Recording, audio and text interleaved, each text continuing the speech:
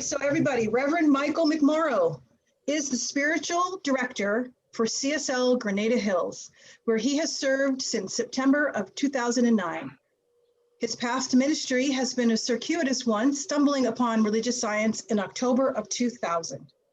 After 30 plus years in the construction industry, first as a carpenter in the Pacific Northwest and later in Southern California, Mike built a successful building contractor business in the Southern California area, which he made the laboratory in which he proved the principles of conscious living. He is often used by members in his spiritual community for treatment work and business and career concerns, as he is effective in this arena. Mike is a big fan of working people everywhere and works diligently to help others realize the idea that there is a power for good in the universe available to everyone, and you can use it. In September 2009, he stepped into the position of spiritual director of Grenada Hills, where he still serves. Mike loves his spiritual community in Grenada Hills. He loves building spiritual community that's inclusive, respectful, and sustainable. Reverend Mike feels that joy is a natural expression of the divine as spiritual living. He is delighted to share his experience, hope, and love today. He is open to any questions or even prayer support from anyone, especially those who are working for a living. Let's go get him. Welcome, Reverend Mike. Wow, well, that was a lot there already. Sorry to put you all through that. So it's good to be with you this morning. I'm enjoying Celine and Jeannie have the fire pit going, and they're outside. What a great way to do a little church action. So it's just wonderful to be here. I know what little I know of you guys. You're out in North Jersey. So I've actually never been there, but I was married to a gal from Teaneck, and her dad was from Hoboken. So so I know it culturally. They were Italians too. So need I say more?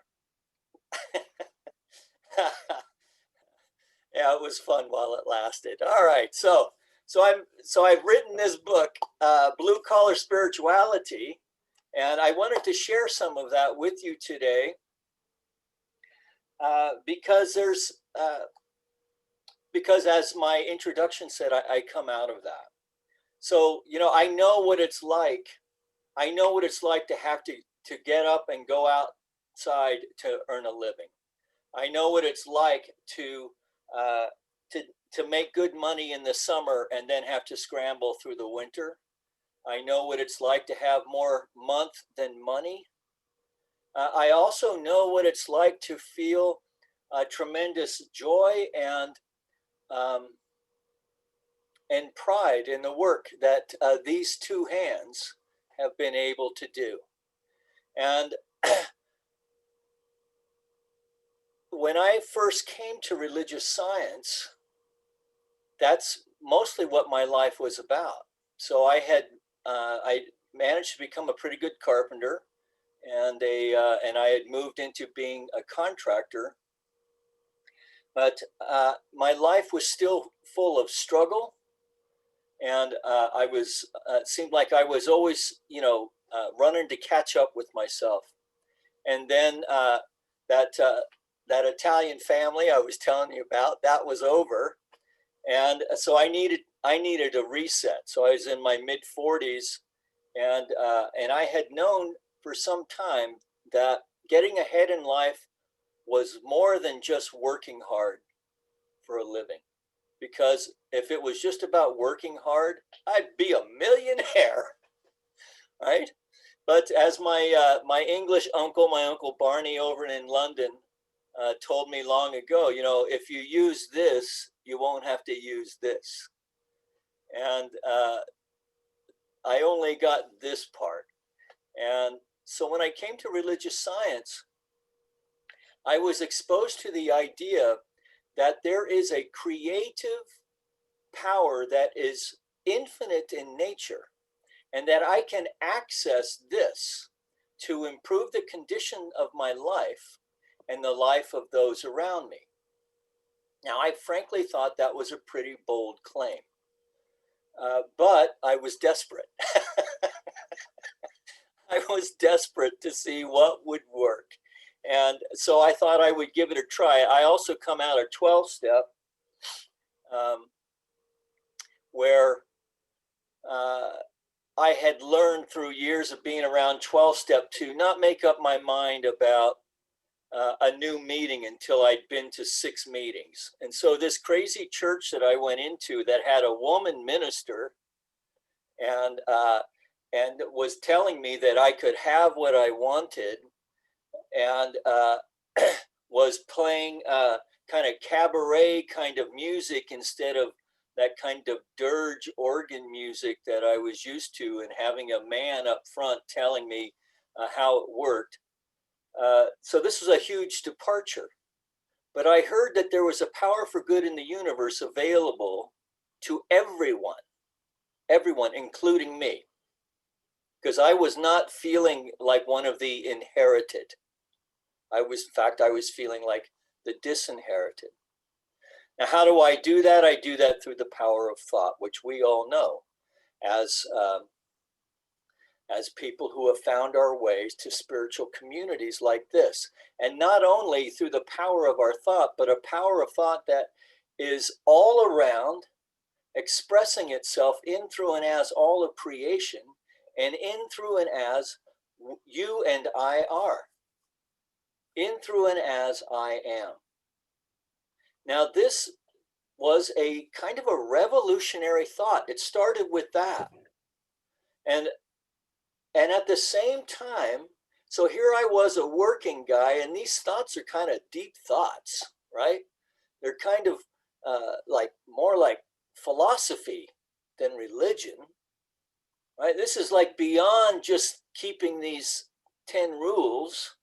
This is really calling me to step up, and not only in to accept the mantle of my own power, okay, but also to understand that I am co-creating not only with the divine, but with all my brothers and sisters as well. Now, how do I prove that? Right? Because the thing that I really liked about Ernest Holmes was that he said, don't take my word for it, prove it for yourself. And the way that we prove it for ourselves, of course, is to find time to be still, to know that the Spirit is there, and not only there, but here. And that as I slow down and allow this infinite power and presence to infuse itself within my being, that I can be intuitively guided to whatever solution, to a solution for whatever challenge or problem may be in my way. Now, this was something that I could work with. And I began to see that as a working man, see what, and I speak to this in this book, that so many working people are so busy hustling, trying to make a buck, that we don't really have the time or can't take the time to just kind of take stock and figure and sort things out. And yet, as I did that and brought this idea that there is that this infinite power, this living intelligence is expressing itself in, through, and as all of life, that it can express itself in, through, and as my trade, and in, through, and as my construction business. And so this is where I proved these principles to myself. And so I would just start on my to-do list, and I would do not very well by practitioner standards. I would start using this thing called spiritual mind treatment. And it was, sometimes it would be, so I know that right here and right now, there's an infinite intelligence that is going to guide me through the Home Depot to where I find precisely the materials that I need right now, and that the line will be short, and that it can be easy. And so I would say, before going in to meet a new customer. So what I know about this prospect is that I am one with the infinite mind that is calling us together so that we may have an experience of home improvement in which both are served and both prosper. So I just started finding ways to invite this power and presence. And I was going to science of mind classes, which meant that I was making myself accountable to the folks in my class. And so I started having these demonstrations, and then we're all going together. We're kind of celebrating, whoa, because I have to tell you, when I got here, when I stepped up in consciousness, it was pretty obvious from where I came from, right? So for one thing, I had a very fond attachment to profanity, which would find its way into class. And so bit by bit, even that started to kind of fall away to where at the end, 10 years later, one of my customers heard me cussing one day and they said, geez. I said, what? Well, I've never heard you swear before. Oh, well, I've been working on your house for 2 months. What do you mean you've never heard me swear before? I've never heard you swear before. And I thought, well, how do you like that? So this teaching works, sometimes quickly, sometimes slowly. But there you have it. So I also had a business partner at the time, and he was very much he was a practicing Catholic. We had this company, Angel City Construction.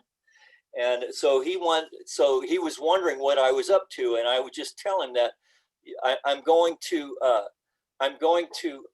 classes on thinking and consciousness, because I didn't want to get into the whole science of mind thing with him, right? And so I'd been doing this diligently for a year.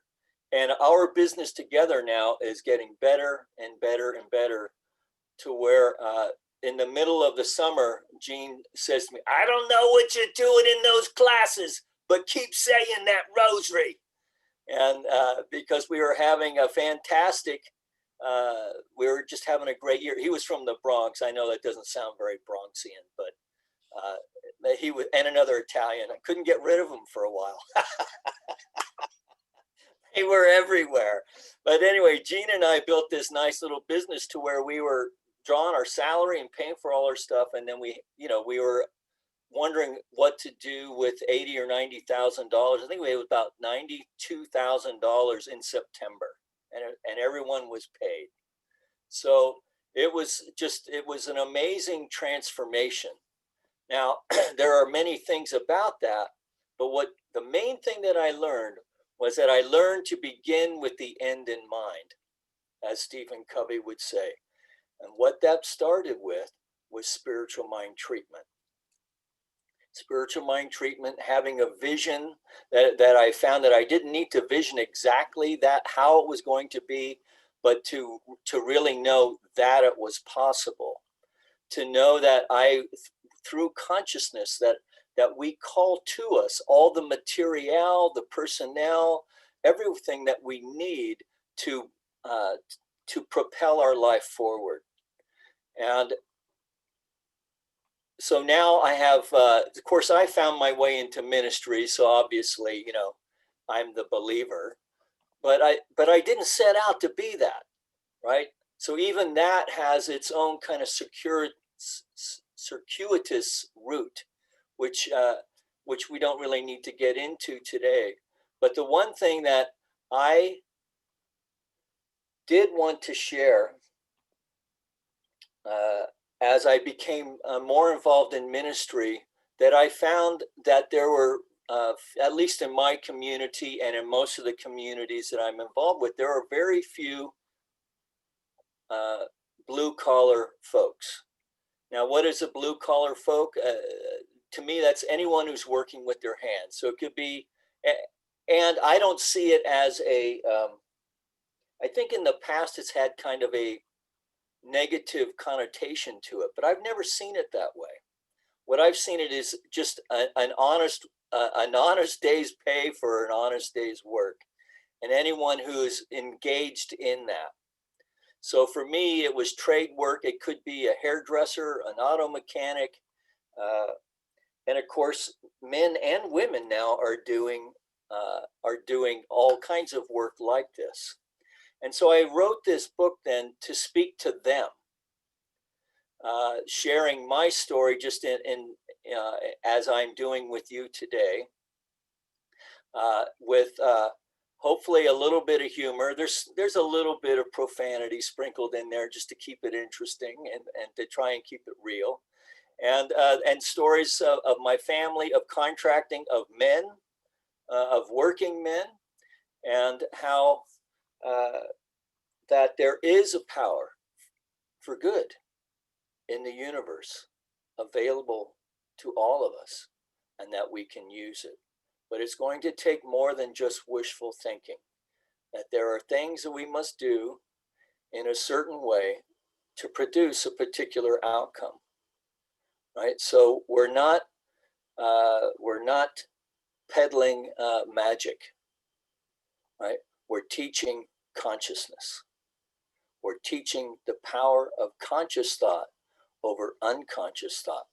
We're teaching how to explore our own lives in a much richer and deeper way, to have an experience of the divine in every aspect of our life, our working life, our relationships with our beloveds, our relationships with our working, the people whom we work with, our body temple, our health, that all of it is an expression of the divine having an experience of itself by means of each one of us.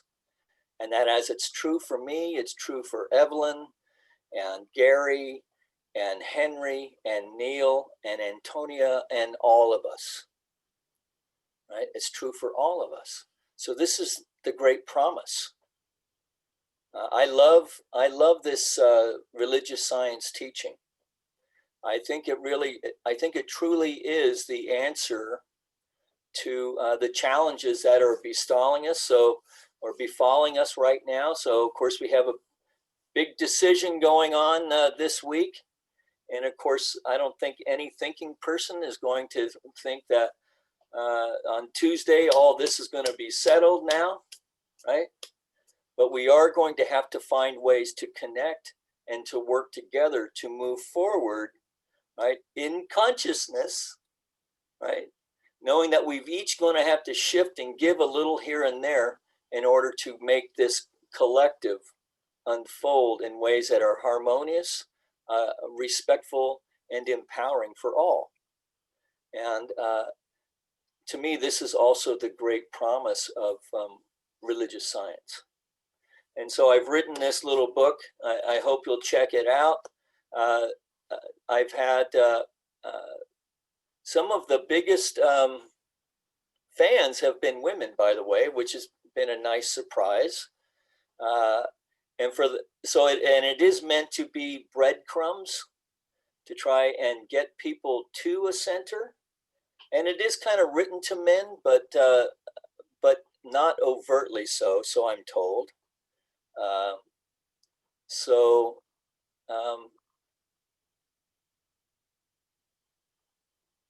I guess that's just kind of what my little mission is right now, is how to attract and to, oh yes, so the name of the book for Judy it's called Blue Collar Spirituality, Finding a God That Works.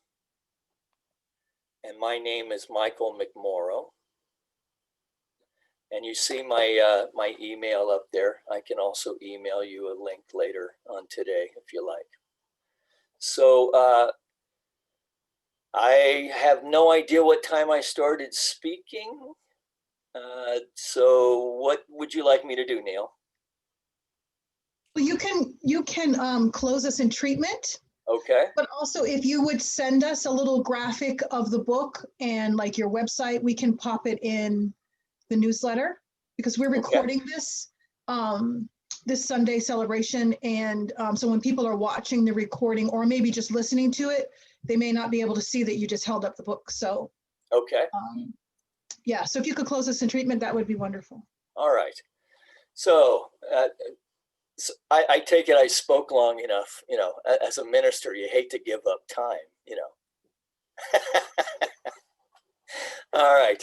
So let's all just take a deep conscious breath together, shall we? Oh, a breath that reaches from coast to coast in this daylight savings time. Just recognizing and knowing together that there is only one thing at work, one power, one presence, one source, one life, one infinite heart. This power and presence is impressing and expressing itself in, through, and as all of creation. And right where you and I sit. And so we connect within ourselves to that place of the Most High and connect with it now in a conscious way as we consider the ways in which our working life is an opportunity to be a conduit for the divine to express itself by means of work. That we understand, as Alan Watts said, that if we do what we love, we'll never have to work a day in our life. That we connect with that indwelling presence that allows the divine right action to make itself known in ways that are peaceful, harmonious, and prosperous. That we are intuitively guided by this living intelligence expressing as each one of us to create situations where both are served in love, served in work, served in creativity, and served in ways that both instill and support and inspire ways of living together that allow radiant good health and abundant prosperity in all of its forms to express itself in, through, and as our life in all ways. And so, from this conscious place of unity with the One, we consider the many blessings in our life. Right? Hot water, clean water, a roof over our heads, food to eat, the freedom of religious expression, the things that we are grateful for, love in our life, in the ways that we love and are loved. So from this place of gratitude then, in gratitude and in confidence, we take a deep breath and release this word and any thought, any intention, any cares and concerns of anyone listening. We release this too, the law, knowing confidently that it is done, it is complete. And together we acknowledge this by saying, and so it is. So it is.